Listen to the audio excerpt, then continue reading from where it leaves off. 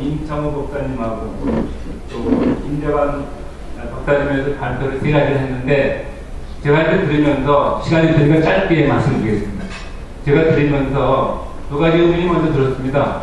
첫째는 어떻게 이분들은 그렇게 다 도망가고 그런 판에서 자기 목숨을 바쳐서 이렇게 보국을 했는가, 보국 불교를 했는가 하는 생각을 했습니다. 그래서 다 설명을 했으니까 생략을 하고 제가 이제 제 나름대로 생각한 것은 2가지라고 생각합니다. 첫째는 우선 부처님의 가르침 중에서 대승 본생 신주관계라는 경이 있는데 거기 보면은 불가한 사람이건 재가한 사람이건 모든 사람은 다 4가지 은혜를 입고 있다. 첫째는 부모의 은혜, 2번째는 국가의 은혜, 3번째는 중생의 은혜, 4번째는 부처님의 은혜. 그 4은이 들어가 있는데 그 4은에 보답하는 것이 성불하는 길이다. 이렇게 말씀하신 게 있습니다. 그러니까 이게 국가의 은혜, 그때는 이제 국왕의 은혜라고 했습니다만은 국가의 은혜에 보답하는 게 이렇게 우리 불교들의 생활이 중요하다. 그래서 그런 부처님의 가르침이 하나고 또 하나는 우리나라에 특화한 것은 신라 때부터 불교가 투탑하면서 우리나라를 불국토로 생각했죠. 신라 때부터. 그래서 선조들이 우리나라의 모든 산을 다, 유명한 산들을 다 산봉우리를, 제일 높은 산봉우리를 뒤로보, 불효자들의 뒤로보, 그 다음을 눈수보, 보현보, 관음보, 이런 전부 이렇게 불국토를 지었습니다. 우리나라에 불국토다.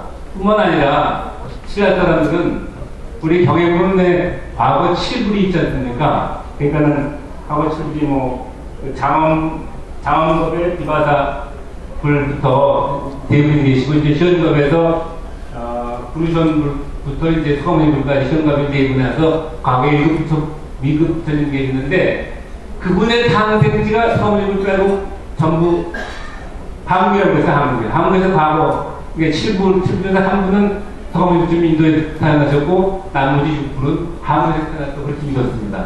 그 다 성지가 다 있어요. 그래서 그리고 또한 이해불, 미륵불께서 우리나라에 오신다고 생각했어요. 그래서 요새가 재밌게 보는 건동여왕 있지 않습니까? 거기 보면 이제 기부스님이 이제 용화향도를 끌고 오지 않습니까? 이 용화향도라는 것이 미륵불을 부르는 종교단체예요. 용화교주하는 미륵불께서. 용화교주들이 어떻게 생각하냐면은 우리나라는 미륵불이 오시는 나라다. 그래서 미륵불을 모시는 그런 것이 결국 용화향도입니다. 그러니까 결국은 그분들의 그런 정신으로 이제 상골탕통이라고 이제 나라를 유지하고 갔습니다. 그렇게 볼 때 사실은 오늘 우리나라 중에서 지금 대한불총이 유일하게 그런 역할을 하고 있지 않습니까? 그래서 우리가 아마 전생에 아마 화랑도였을 것이다 그런 생각이 들고 아마 우리 박기도 장군님께서는 그 전역에서는 아마 유신의 보신이 아니었나 그런 생각해서 그냥 그래서 아마 말을 달려서 다시 한국을 하시지 않을까 그렇게 생각합니다. 그리고 이제 2번째 생각하는 것은 왜 그러면 그렇게 위대한 것이 역사에 묻혀 있는가? 아까도 다 말씀했습니다만 유교를 믿는 사람인데 편협한 사관이고 또 해방 후에는 아주 편협한 종교 편향성 때문에 아마 묻혀 있다고 생각합니다. 그러나 이제 대세를 맞았으니까 사실은 이런 말이 있지 않습니까? 종교에는 국가가 없죠. 국경이 없어도 민족이 없어도 종교인에게는 족이 있다. 이런 유명한 말이 있지 않습니까? 종교에는 국가가 없죠. 그러나 종교인에게는 족이 있습니다. 그러니까 종교인은 조국을 지키는 것이 하나의 의무지죠. 그런데 만일에 그분들이 하는 행동이 종교를 위해 하는 행동이라면 그건 국가가 관여할 필요가 없습니다. 정교분리 원칙에 의해서 그분들이 예를 들어서 불교를 위해서 그렇게 싸웠다. 그러면 뭐 국가가 관여할 필요가 없죠.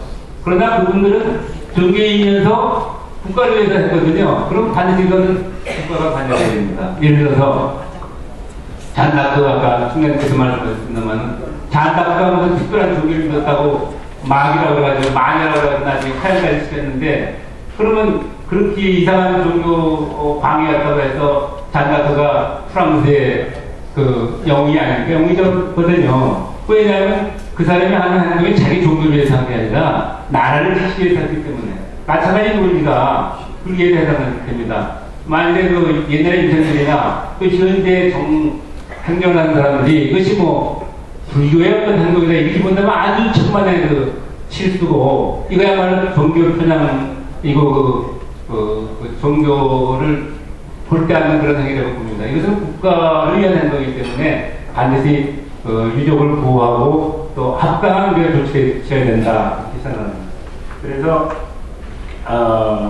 아까 우리 말씀하셨습니다만은 대불청만이 할 수 있는 일이라고 생각하고, 다시 한번 대불청이 불교인을 대표해서 이 세 분 말씀하신 사적들을 복원하고 또 이렇게 역사에 제대로 기록될 수 있게 그렇게 해주시면 하는데 부탁드리면서 그 점에서 한번 박수를 보내드립니다.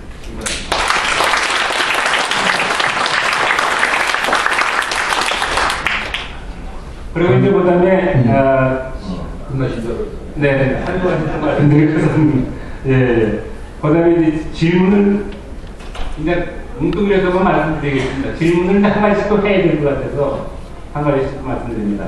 첫째는 김덕수 국장님 발표를 보니까 연구대사가 많이 지원을 했는데 좋은 대장이 계속 거부를 해가지고 결국 의심병들을 다 죽게 만들지 않았습니까? 전투도 그리고 그래서 전략적인 차이가 많이 있었던 것 같아요. 그런데 제가 배우기에는 유명한 그 20세기의 전략가의 리들 하트가 이런 말을 했죠. 전략이라는 것은 뭐냐? 정책적 목적의 그 완수를 위해서 그 병력과 장비와 시간을 적절히 배분하는 것이 전략이다 이렇게 말씀하지 않습니까? 그 면에서 볼 때는 완전히 이거는 연구대사가 옳았는데 그 전략에 대해서 아무것도 모르는 선비가 말이지 대장이 돼가지고 이렇게 됐어요. 근데 이제 그래서 제가 질문드리고 싶은 것은 다른 어떤 그런 그 전략과 전술의 그 승분들하고 관군들하고 어떤 전략 문제에서 더 좀 다툼이 어떤 게 없었나 하는 것 좀 혹시 좀 말씀해 주시고요. 두 번째 바팔론이 거기에 대해서는 이제 제가 말씀을 그건 다 생각하고요. 혹시 말이죠. 이제 자료를 좀 보관해야 된다고 생각하는데, 혹시 그렇게 안 되더라도 당장이라도 말이죠. 관내에 있는 은평구에서 좀 그런 것 좀 해주는 그런 계획은 없는지 하는 말씀하고, 특히 이런 분들은 사실은 지난번에 우리 소리 얘기했습니다만은 우리 절에 산신각하고 산신각하고 제성각 이런 것들이 있지 않습니까? 우리 옛날에 신라 때 다 포섭한 건데 좀 현실감이 없지 않습니까? 그런 분들이 나더라도 그 불당 옆에다가 그런 분들의 그 어떤 그 각을 좀 모셔가지고 생산한 역사 교육이 현장으로 하고 불교 교육도 좋고 그 애들이 가서라도 우리 불교의 우리 호국 영령들이 이렇게 나라를 지켰다 얼마나 생동감이 있습니까? 그런 걸 이제 전체로 했으면 좋겠다고 생각하는데 먼저 그 진청 의정부에서 먼저 할 방법은 없는지 그런 거 말씀드리고요. 세 번째 끝으로 감염대사에 관해서 제가 아까 소개하셨습니다만은 제가 백성욱 전 동국대 총장님한테 잠깐 타자한 적이 있습니다. 그분이 말씀하신 걸 말씀하셨어요. 옛날에 스님들은 너무 보고해가지고 유생들하고 잘 안 어울리라고 했대요. 너무 배척하고 그러니까 재미가 없어서. 그랬는데 그리고 이제 가능하면 권력으로 뒤를 통해서 해볼까 하는 생각도 했는데 사명당은 좀 독특하게 유생들하고 굉장히 친했대요. 의식도 나기 전부터도. 그래서 상당히 관계를 많이 그래서 도에 이제 사덕법에 동사덕을 많이 하셨대요. 그래서 나중에 일본에 사신으로 보낼 때도 누굴 보내냐 했는데 유생들은 겁나단 말이에요. 이게 전쟁한 나라인데 가면 죽을까 해가지고 법을 떨고 못 갔는데 누굴 데릴까?